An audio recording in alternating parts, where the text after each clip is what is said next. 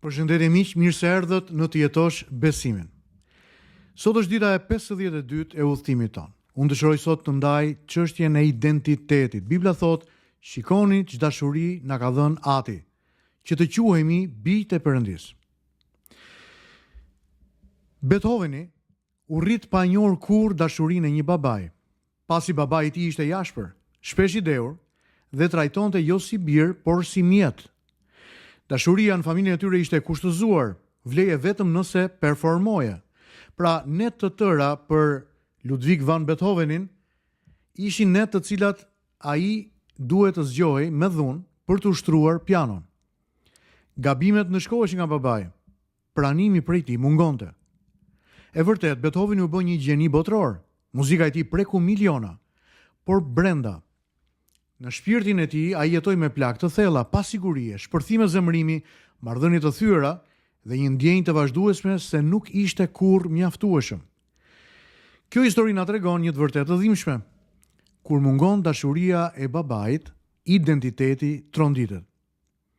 Njeriu mund të arrijë lart, por të jetojë bosh nga brenda. Për këtë arsye fjalët e Jezusit janë kaq shëruese. Mateu 6:9 thot, kur të luteni, tha Jezusi, thoni, Ati ynë që je në qiell. Jezusi nuk na mëson thjesht si të lutemi, por si të shërohemi. Sepse Zoti e di që plagët më të thella nuk janë dështimet tona, por mungesa e atësisë. Apostulli Paul tha, ju nuk morët frymë skllavërie, por frymën e birësimit. Ndaj miq, në Krishtin ne nuk kemi projekte për t'u provuar, por për t'u dashur. Nuk kemi pse të performojmë për t'u pranuar.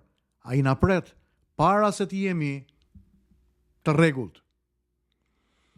Ndaj nëse sot jeni të pasigurt për vlerën që keni. Nëse identiteti yt varet nga ajo që ti bën dhe jo nga ajo që ti je, ndalu për një moment, ktheu tek Ati qellor dhe thuaj Atij, Atë, ja ku jam. Nga Luka 15:20 kujtoi kthimin e birit plankprishës në shtëpinë e Atit. Bibla thot, kur ai ishte ende larg, Ati e pa dhe vrapoi drejt tij. Le të lutemi së bashku miq. Ati dashur, shëroi plagët tona më të thella. Na mëso të jetojmë si bij dhe jo si shërptor, të friksuar, si bij të dashur. Ndihmoj miqtë e mi që të ndërtojnë themele të fuqishme identitare në dimensionin e tyre shpirtëror.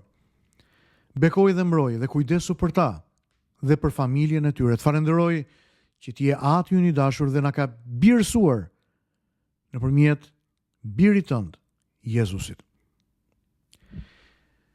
Na jep një ditë të bekuar sot o Zot dhe na drejto të bëjmë të mirën. Në emrin e birit tënd ne lutemi. Amen. Ky ishte meditimi për ditën e sotme miq, mezi pres ju takoj sërish nesër. Bekime.